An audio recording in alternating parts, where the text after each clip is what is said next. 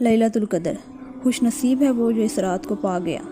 لیل کے معنی شب یعنی رات کے ہیں، اور قدر کے معنی یہاں تقدیر کے بھی ہیں اور عظمت و شرف کے بھی ہیں۔ لیلۃ القدر وہ رات ہے جب اللہ تقدیروں کے فیصلے لکھتا ہے، اور یہ وہی رات ہے جب قرآن کے نزول کا سلسلہ شروع ہوا تھا۔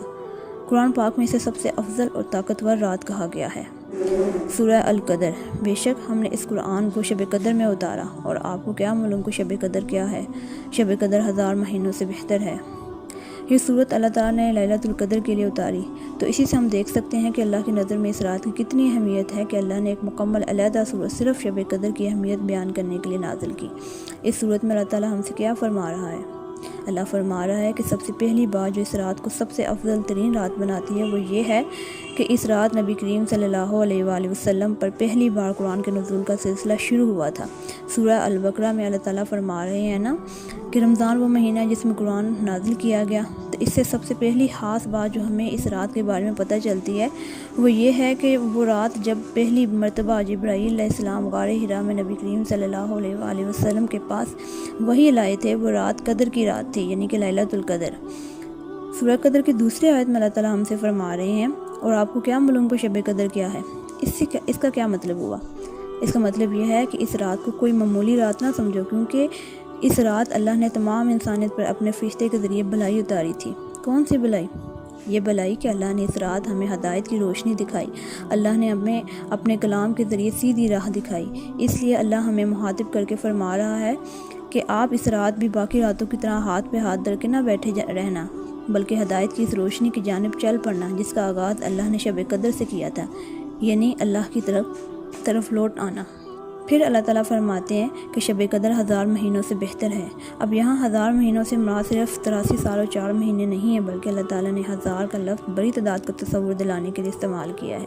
اس کا مطلب یہ ہے کہ لیلۃ القدر میں پہلی دفعہ وہ کام ہوا تھا جو کبھی بھی کسی بھی انسانی تاریخ کے زمانے میں نہیں ہوا، یعنی اس سے پہلے نہ تو ہمیں بندگی کا سلیقہ تھا اور نہ ہی عبادتوں کا۔ تو اللہ نے ہمیں اپنی کتاب کے ذریعے اس کے آداب سکھائے اور تمام امتوں سے افضل امت ہمیں بنا دیا۔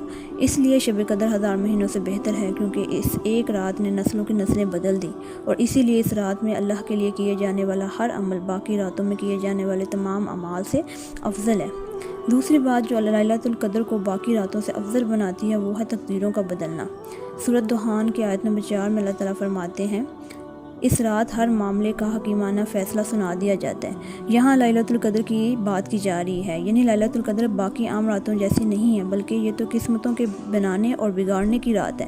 اللہ تعالیٰ اس رات سال بھر کے فیصلے سنا دیتا ہے، اور ساری دنیا کی تقدیر ان کے فیصلوں کے لحاظ سے بدل جاتی ہے۔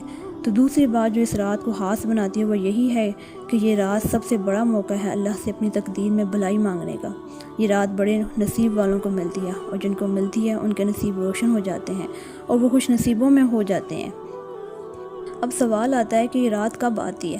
بہت سے لوگ کہتے ہیں کہ رمضان کی 27ویں رات لیلۃ القدر کی رات ہے، لیکن رسول اللہ صلی اللہ علیہ وآلہ وسلم نے واضح الفاظ میں یہ کبھی بھی نہیں بتایا کہ رمضان کی کون سی رات قدر کی رات ہوگی، بلکہ رسول اللہ صلی اللہ علیہ وآلہ وسلم نے فرمایا کہ شب قدر کو رمضان کی آخری طاق راتوں میں تلاش کرو، یعنی رمضان کا آخری عشرہ خوب عبادت کرو، کیونکہ اس آخری عشرے میں سے کوئی بھی رات لیلۃ القدر کی رات ہو سکتی ہے۔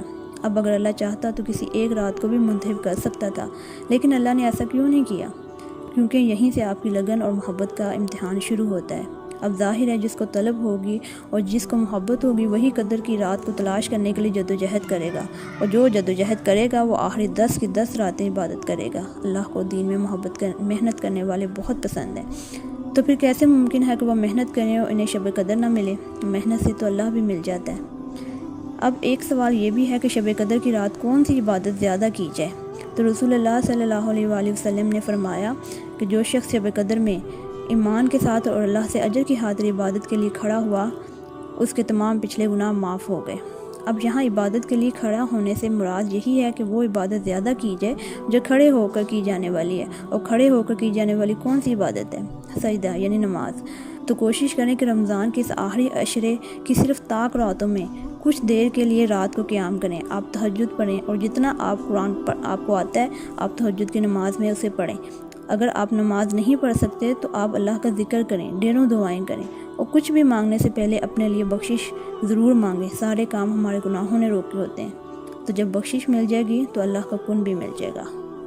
اگر اللہ نے آپ کو یہ رمضان دیکھنے کا موقع دیا ہے تو اس موقع کا پورا فائدہ اٹھائیں، کیا پتہ اگلی دفعہ یہ رمضان دیکھنا نصیب ہو یا نہ ہو۔ تو بس دل سے نیت کر لیں کہ آپ نے رمضان کی آخری 10 راتوں میں اتنی لگن سے عبادت کرنی ہے کہ اللہ آپ کی آنکھوں کو لیلۃ القدر کا گواہ بنا دے۔ حضرت عائشہ رضی اللہ عنہ فرماتی ہیں کہ رمضان کے آخری عشرے میں رسول اللہ صلی اللہ علیہ وآلہ وسلم اپنا تہبند مضبوطی سے باندھ لیتے تھے، یعنی اپنی کمر کس لیتے تھے، اور ان راتوں میں آپ خود بھی جاگتے تھے اور دوسروں کو بھی جگاتے تھے، یعنی اتنے زور و شور سے رسول اللہ صلی اللہ علیہ وآلہ وسلم ان آخری 10 راتوں میں عبادت کا اہتمام کرتے تھے۔ تو آپ نے بھی اپنی کمر کس لینی ہے اور اللہ کو راضی کر کے ہی دم لینا ہے۔ تقدیروں کے بدلنے کی رات ہے یہ، تو آپ بھی اپنے اللہ کے حضور سجدہ ریز ہو کر التجا کریں، انشاءاللہ وہ آپ کی تقدیر بھی بدل دے گا۔ اور جیسے یہ رات ہمارے لیے 1400 سال پہلے بلائی اور بہتری لائی تھی، ویسے ہی یہ رات اب بھی ہم سب کے لیے بہت مبارک رات ثابت ہوگی انشاءاللہ۔